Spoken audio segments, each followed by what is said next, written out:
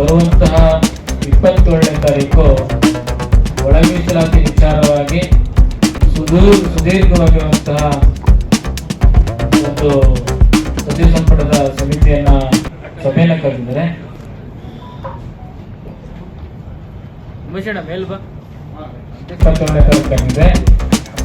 ಸರ್ಕಾರದ ಗಮನವನ್ನು ಸೆಳೆಯಲು ಹಾಗೂ ಗೋವಿ ಬಂಜಾರ ಕೊರಮ ಕೊರಚ ಸೂಕ್ಷ್ಮ ಜಾತಿಗಳ ಹಕ್ಕೊತ್ತಾಯ ಅವರ ನಿಜವಾಗಿರುವಂತಹ ಬೇಡಿಕೆಗಳನ್ನು ಸರ್ಕಾರಕ್ಕೆ ಮನವರಿಕೆಯನ್ನು ಮಾಡಲು ಹಾಗೂ ಒಳ ಮೀಸಲಾತಿಯಲ್ಲಿ ಆಗ್ತಿರುವಂತಹ ಲೋಪದೋಷಗಳನ್ನು ಸರ್ಕಾರಕ್ಕೆ ಮನವರಿಕೆ ಮಾಡಲು ರೋಸ್ಟರ್ ಪದ್ಧತಿಯಿಂದ ಮೀಸಲಾತಿಯಲ್ಲಿ ಇದ್ದು ಇಲ್ಲದಂತಹ ಪರಿಸ್ಥಿತಿ, ಜೀವಂತ ಶವ ಆಗುವಂತಹ ಪರಿಸ್ಥಿತಿಯನ್ನ ಸರ್ಕಾರಕ್ಕೆ ಮನವರಿಕೆಯನ್ನು ಮಾಡಲು ಹಾಗೂ ಏನು ಪರಿಶಿಷ್ಟ ಜಾತಿ ಮತ್ತು ಪರಿಶಿಷ್ಟ ಪಂಗಡದ ಒಟ್ಟಾರೆ ಜನಸಂಖ್ಯೆ 24.1% ಇದ್ದಾಗಿಯೂ ಕೂಡ ಅದು ಪುನಃ 17+3 ಅಂದ್ರೆ 18ಕ್ಕೆ ಬಂದಿರುವಂತದನ್ನ ಸರ್ಕಾರ ಈಗಾಗಲೇ ತೀರ್ಮಾನ ಮಾಡಿದ ಪ್ರಕಾರವಾಗಿ 24% ಬಜೆಟ್ ಕೂಡ ಮಂಡನೆ ಮಾಡಿದ ವಿಚಾರವಾಗಿ ಈ ವಿಚಾರವನ್ನ ಮೀಸಲಾತಿ ಹೆಚ್ಚಿಸುವ ಪ್ರಮಾಣವನ್ನ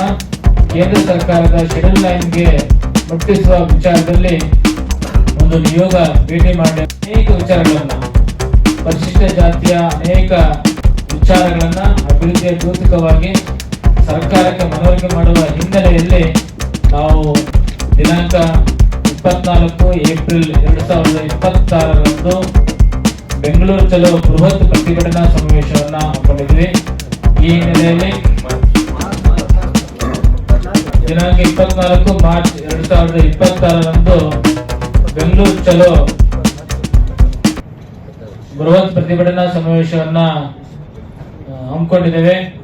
ರಾಜ್ಯಾದ್ಯಂತ ಇರುವಂತಹ ಸಮುದಾಯದ ಬಾಂಧವರು, ಬಂಜಾರ, ಗೋವಿ, ಕೊರಮ, ಕೊರಚ, ಸೂಕ್ಷ್ಮ ಜಾತಿಗಳು ಮೀಸಲಾತಿಯ ಹೊಡೆತ ಅಂದ್ರೆ ಒಳ ಮೀಸಲಾತಿಯಲ್ಲಿ ಆಗ್ತಿರುವಂತಹ ರೋಸ್ಟರ್ ಪದ್ಧತಿಯಿಂದ ಆಗ್ತಿರುವಂತಹ ಇದ್ದು ಇಲ್ಲದಿರುವಂತಹ ವ್ಯವಸ್ಥೆಯನ್ನ ಸರ್ಕಾರಕ್ಕೆ ಮನವರಿಕೆಯನ್ನ ಮಾಡಿಕೊಡಲು ಪ್ರತಿಯೊಬ್ಬ ವ್ಯಕ್ತಿಯು ಭಾಗವಹಿಸಬೇಕು ಅಂತೇಳಿ ಈ ಮೂಲಕ ನಾನು ಕರೆಯನ್ನು ಕೊಡ್ತಾ ಇದ್ದೀನಿ.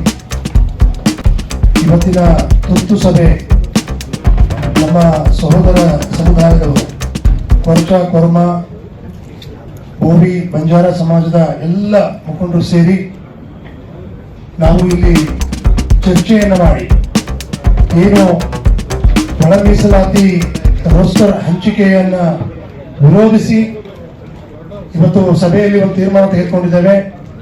ಸರ್ಕಾರದ ಏನು ತೀರ್ಮಾನಕ್ಕೆ ಆ ಸರ್ಕಾರದ ತೀರ್ಮಾನವನ್ನ 101 ಜಾತಿ ಸಮುದಾಯಗಳಿಗೆ ಸಮಾನವಾಗಿ ಹಂಚಿಕೆ ಆಗಬೇಕು. ಯಾವುದೇ ರೀತಿಯಲ್ಲೂ ಕೂಡ ನಮ್ಮ ಸಹೋದರ ಸಮುದಾಯಗಳಿಗೆ ಅನ್ಯಾಯವಾಗದಂತೆ ಏನು ಮುಂದೆ ನಡೀತಕ್ಕಂಥ 27 ಸಂಪುಟ ಸಭೆಯಲ್ಲಿ ಸರ್ಕಾರ ನಾವು ತೀರ್ಮಾನ ತೆಗೆದುಕೊಂಡು ಜಾರಿಗೊಳಿಸುವಂತ ಒಂದು ಆತಂಕವನ್ನ ಏನು ಸೃಷ್ಟಿ ಮಾಡಿದೆ, ಅದರ ಪರ್ಯಾಯವಾಗಿ ನಾವು ಸರ್ಕಾರವನ್ನು ಎಚ್ಚರಿಸಲಿಕ್ಕೆ, ಸರ್ಕಾರಕ್ಕೆ ಮನವರಿಕೆ ಮಾಡಲಿಕ್ಕೆ ನಾವು ಇದೇ ತಿಂಗಳು 24ನೇ ತಾರೀಕು ಫ್ರೀಡಂ ಪಾರ್ಕ್ ನಲ್ಲಿ ಒಂದು ಬೃಹತ್ ಪ್ರತಿಭಟನೆಯನ್ನ ನಾವು ಬೆಂಗಳೂರು ಚಲೋ ಅನ್ನುವಂಥ ಕಾರ್ಯಕ್ರಮವನ್ನ ಹಮ್ಮಿಕೊಂಡಿದ್ದೇವೆ. ಈ ಒಂದು ಕಾರ್ಯಕ್ರಮದಲ್ಲಿ ನಮ್ಮ ಸಹೋದರ ಸಮುದಾಯದವರು ಹೆಚ್ಚಿನ ಸಂಖ್ಯೆಯಲ್ಲಿ ಸ್ವಯಂ ಸ್ಫೂರ್ತಿಯಿಂದ ಪಾಲ್ಗೊಳ್ಳಬೇಕು. ಇದು ನಮ್ಮ ಅಸ್ತಿತ್ವದ ಪ್ರಶ್ನೆ, ಇದು ನಮ್ಮ ಏನು ಭವಿಷ್ಯದ ಒಂದು ಪ್ರಶ್ನೆಯನ್ನ ನಾವು ಮುಂದೆ ಇಟ್ಕೊಂಡು ಅವತ್ತಿನ ಸರ್ಕಾರಕ್ಕೆ ನಾವು ಮನವಿಯನ್ನು ಮಾಡಲಿಕ್ಕೆ ಏನು ಬದ್ಧರಾಗಿದ್ದೇವೆ. ಇಂಥ ಒಂದು ಬೃಹತ್ ಪ್ರತಿಭಟನೆಯಲ್ಲಿ ಎಲ್ಲ ನಮ್ಮ ಸಹೋದರ ಸಮುದಾಯದವರು ಹೆಚ್ಚಿನ ಸಂಖ್ಯೆಯಲ್ಲಿ ಭಾಗವಹಿಸಬೇಕು ಅಂತ ಹೇಳಿ ನಮ್ಮ ಈ ಒಂದು ತುರ್ತು ಸಭೆಯಲ್ಲಿ ತೀರ್ಮಾನ ತೆಗೆದುಕೊಂಡಿದ್ದೇವೆ. ಇಂಥ ಒಂದು ಸಭೆಯನ್ನ, ಇಂಥ ಒಂದು ಪ್ರತಿಭಟನೆಯನ್ನ ಯಶಸ್ವಿಗೊಳಿಸಬೇಕು ಅಂತ ಹೇಳಿ ಎಲ್ಲ ನಮ್ಮ ಸಹೋದರ ಸಮುದಾಯದವರಿಗೆ ನಾವು ವಿನಂತಿಸಿಕೊಳ್ತೇವೆ. ಎಲ್ಲರಿಗೂ ವಂದಿಸಿ ನಮ್ಮ ಮಾತಿಗೆ ವಿರಾಮ ಕೊಡ್ತೇವೆ. ಈ ದಿವಸ ನಾವು ಸಮುದಾಯದ ಮುಖಂಡರುಗಳನ್ನ ಕರೆದು ಇವತ್ತು ಈ ಒಂದು ಪತ್ರಕರ್ತರ ಹೇಳಿಕೆ ಪರವಾಗಿ ನಾನೇನು ಹೇಳೋದು ಅಂತಂದ್ರೆ, ಇವತ್ತು ನಮ್ಮ ಪೂಜ್ಯ ಗುರುಗಳು ಈ ಸಮಕ್ಷಮದಲ್ಲಿ ನಾವು ಈ ಒಂದು ಪತ್ರದ ಮುಖಾಂತರ ಹೇಳಿಕೆಯನ್ನು ಕೊಟ್ಟಿದ್ದೀವಿ. ಏನಂತಂದ್ರೆ ಕರ್ನಾಟಕ ರಾಜ್ಯದಾದ್ಯಂತ ಈ ಸಮುದಾಯಗಳು ಏನು ಇಲ್ಲಿ ನೆರೆದಿದ್ದೀವಿ ಹಿಂದಿನ ಸರ್ಕಾರದ ಅವಧಿಯಲ್ಲಿ ನಮ್ಮ ಸಮುದಾಯ ಮನಸ್ಸು ಮಾಡಿದ್ರಿಂದ ನೀವು ರಾಜ್ಯವನ್ನ ಆಳಕ್ಕಾಯ್ತು. ಈ ಸಾರಿ ನಮ್ಮ ರಾಜ್ಯದಲ್ಲಿ ನೀವು ಈ ಜನಾಂಗಕ್ಕೆ ನನ್ನ ಅನ್ಯಾಯವನ್ನು ಬಗೆದರೆ ನಾವು ನಿಮಗೆ ಸರ್ಕಾರಕ್ಕೆ ವಿರೋಧವಾಗಿ ನಿಂತ್ಕೊಳ್ಬೇಕು ಅನ್ನೋ ನಿರ್ಣಯನೂ ಸಹ ನಾವು ತಗೊಂಡಿದ್ದೀವಿ. ಆದುದರಿಂದ ನಾವು ತಮ್ಮಲ್ಲಿ ಕೇಳ್ಕೊಳ್ಳೋದಿಷ್ಟ ಮನವಿಯನ್ನ ಮಾಡ್ಕೊಳ್ತೀವಿ. ಇಡೀ ಸಮುದಾಯದ ತಾವು ಮಾಡಬಾರದು ಅಂತ ಈ ಪತ್ರದ ಹೇಳಿಕೆ ತಮ್ಮಲ್ಲಿ ಮನವಿ ಮಾಡ್ಕೊಳ್ತಾ ಇದ್ದೀವಿ. ಕಳಿಸಲಾಗಿದೆ. ಅದನ್ನ ತಕ್ಷಣ ಕೇಂದ್ರ ಸರ್ಕಾರ 9th ಶೆಡ್ಯೂಲ್ ಸೇರಿಸುವ ಮುಖಾಂತರ ಮೀಸಲಾತಿಗೆ ಒಂದು ಸಾಂವಿಧಾನಿಕವಾದಂತಹ ಮಾನ್ಯತೆಯನ್ನು ಕೊಡಬೇಕನ್ನುವಂಥದ್ದ ಬೇಡಿಕೆ ಇಟ್ಕೊಂಡಿದ್ವಿ.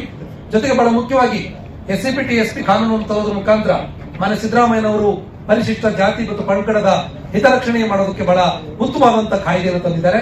ಆದರೆ ಈ ಕಾಯ್ದೆಯ ದುರ್ಬಳಕೆ ಮಾಡಿಕೊಂಡು ಕೆಲವರು ಇದರ ಹಣವನ್ನ ಡೈವರ್ಟ್ ಮಾಡ್ತಾ ಇದ್ದಾರೆ. ಹಾಗಾಗಿ ಇದಕ್ಕೆ ಡೈವರ್ಟ್ ಮಾಡುವಂತಹ ಒಂದು ತಿದ್ದುಪಡಿಯನ್ನ ತಂದು ಆ ಹಣವನ್ನ ಈ ಸಮುದಾಯಗಳ ಹಿತರಕ್ಷಣೆಗಾಗಿ ಸದ್ಬಳಕೆ ಮಾಡಬೇಕು ಅನ್ನುವಂತಹ ಒಂದು ಅಂಶವನ್ನ ನಾವು ಈ ಬೇಡಿಕೆಯನ್ನು ಇಟ್ಕೊಂಡಿದ್ದೀವಿ. ಈ ಬೇಡಿಕೆಯನ್ನು ಇಟ್ಕೊಂಡು ಒಂದು ಐತಿಹಾಸಿಕವಾದಂತಹ ಸಮಾವೇಶವನ್ನ ಮಾರ್ಚ್ 24ನೇ ತಾರೀಕು ಬೆಂಗಳೂರಿನಲ್ಲಿ ಮಾಡ್ತಾ ಇದೀವಿ. ರಾಜ್ಯದ ಬಂಜಾರ, ಬೋವಿ, ಕೊರಚ, ಕೊರ್ಮ, ಬಲಗೈ, ಸೂಕ್ಷ್ಮ ಸಮುದಾಯದ ಎಲ್ಲಾ ಬಂಧುಗಳು ಸ್ವಯಂ ಪ್ರೇರಣೆಯಿಂದ ಸಹಸ್ರ ಸಂಖ್ಯೆಯಲ್ಲಿ ಈ ಹೋರಾಟದ ಚಳವಳಿಯಲ್ಲಿ ಬರಬೇಕಂತ ಹೇಳಿ ಕರ್ನಾಟಕ ಮೀಸಲಾತಿ ಸಂರಕ್ಷಣಾ ಒಕ್ಕೂಟದ ಪರವಾಗಿ ವಿನಂತಿಯನ್ನು ಮಾಡ್ತೇವೆ.